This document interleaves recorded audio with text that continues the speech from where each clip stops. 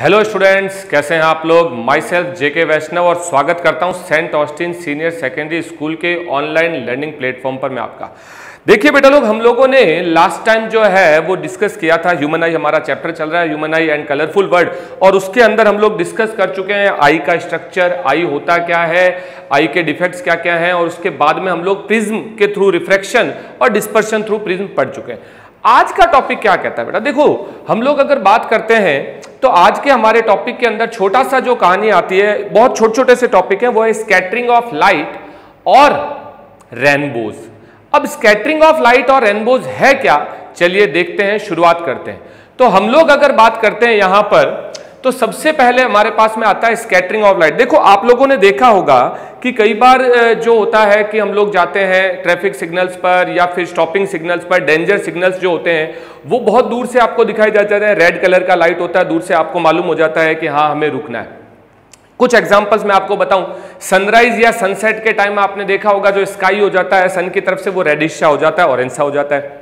कुछ और एग्जांपल की अगर मैं बात करता हूं तो जब बादल होते हैं तो बादल कभी आपको व्हाइट दिखाई देते हैं, कभी ब्लर हल्के से जो है ब्लैक कलर के से या व्हाइट कलर, या कई बार कलरफुल भी दिखाई देते हैं। अगर आप लोग जो है सनसेट के टाइम की उसको एक्सपीरियंस करते हो, तो ये जो हमारे पास में जो एग्जाम्पल्स हैं, जो डेली लाइफ के एग्जाम्पल्स हैं, ये होते हैं स्कैटरिंग के बारे में।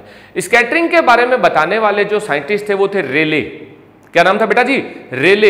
रेले ने हमें बताया कि जब भी लाइट जो है वो ट्रेवल कर रही है तो जो हमारे पास इन्वायरमेंट के अंदर डस्ट पार्टिकल्स है, गैस पार्टिकल्स है, मॉलिक्यूल्स है, इन सब मीडियम के पार्टिकल्स से क्या होता है, पार्टिकल पहले उसको एब्जॉर्ब करता है, उसको लेता है लाइट को, लाइट एनर्जी उसको मिली, फिर वो उसको इमिट कर देता है, उसको स्कैटर कर देता है डिफरेंट डायरेक्शन के अंदर, अलग अलग डायरेक्शन में फैला देता है। वही चीज है molecules of a medium after absorbing incoming light radiation emits then in all direction, हर डायरेक्शन में वो उसको फैला देता है, हर डायरेक्शन में वो उसको बिखेर देता है। इसी चीज को हम लोग स्कैटरिंग कहते हैं। और अगर मैं स्कैटरिंग की बात करता हूं भाई, तो स्कैटरिंग के अंदर जो डेली लाइफ में जो हम लोग फिनोमिना देखते हैं, वो चीज फिनोमिना के अंदर कौन सी आती है, कुछ एग्जाम्पल दिख रहे हैं आपको। देखो सूर्य अस्त हो रहा है, सनसेट हो रहा है, बहुत अच्छा व्यू होता है, हम लोग देखते भी हैं, और पूरा रेडिश कलर का, ऑरेंज कलर का दिखाई देता है आप लोगों को। स्टॉपिंग सिग्नल जैसा मैंने आपको पहले बताया रेड होते हैं। अब ऐसा क्यों होता है, इनके बारे में बात की जाए। जो स्कैटरिंग होती है, मैंने आपको कहा कि रेले ने हमें स्कैटरिंग के बारे में बताया था। एक छोटा सा वर्ड आता है जिसको वेवलेंथ बोलते हैं, जिसके बारे में आप लोग ज्यादा नहीं जानते हो, हमने स्टार्टिंग में जब लाइट वाला चैप्टर पढ़ा था उस समय डिस्कस किया था।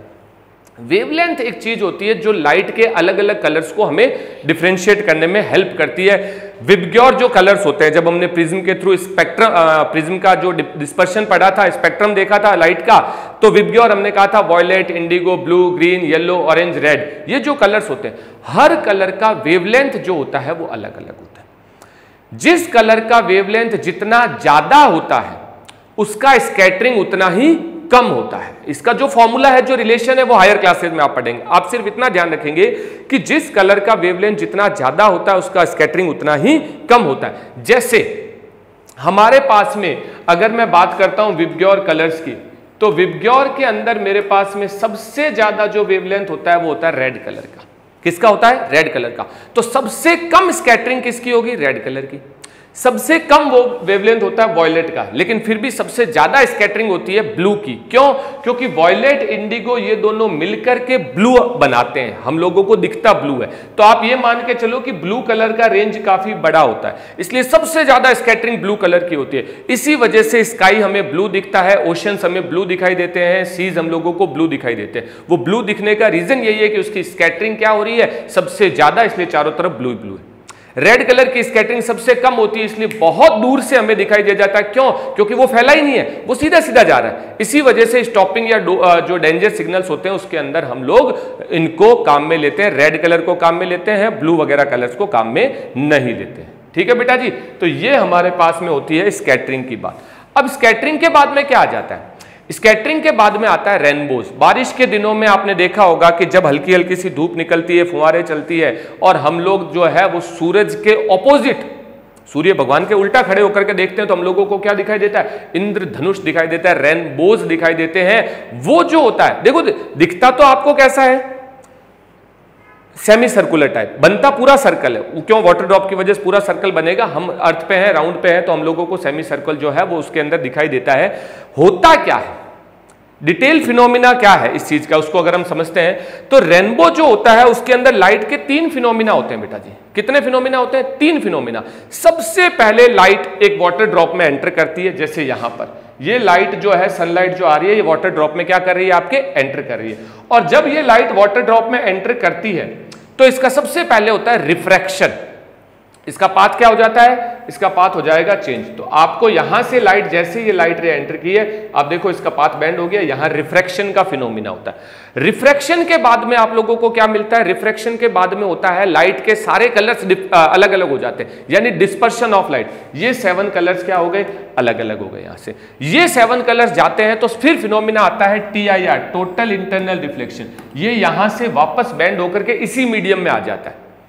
इसी मीडियम में, मतलब कहने का मतलब क्या हुआ? एयर से वाटर ड्रॉप में गया, वाटर ड्रॉप में 7 कलर्स में बंटा, और फिर वाटर ड्रॉप से वापस से इसका TIR हुआ, total internal reflection, water drop के अंदर ही, और फिर बाहर निकलता है। तो इस तरह से रिफ्रैक्शन, डिस्पर्शन और TIR, टोटल इंटरनल रिफ्लेक्शन, इन 3 फिनोमिना की वजह से हमें बनता है रेनबोज।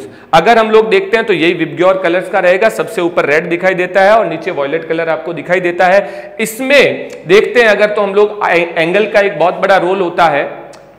जो हमारा आई का जो एंगल होता है, विजन एंगल होता है, 40 से 42 डिग्री के बीच में बनता है। 2 डिग्री का ही गैप रहेगा। अगर आप इस पूरे रेनबो को अगर आप देखोगे, पूरे आर्क को अगर आप देखोगे, तो ये 2 डिग्री का एंगल आपको बनाता है। वो एंगल का जो कॉन्सेप्ट है वो हायर क्लासेस के लिए। अभी आपको ये देखना है कि 3 घटनाओं की वजह से हम लोगों को रेनबोज दिखाई दे रहे हैं, और रेनबोज के अंदर लाइट रे किस तरह से जो है यहां से यहां एंटर हुई, और उसके बाद में ये अलग अलग कलर्स आपको दिखाई दे रहे हैं इस तरह से। ये वाला जो एंगल मैंने आपको बताया, ये एंगल 2 डिग्री होता है, जो फ्यूचर में कभी पढ़ाया जाएगा अगर आप हायर क्लासेस में साइंस लेते हो तो। ठीक है बेटा, इसी के साथ में हमारे इस ह्यूमन आई कलरफुल वर्ड चैप्टर का जो है समापन हो जाता है। छोटा सा चैप्टर है, छोटे से टॉपिक थे।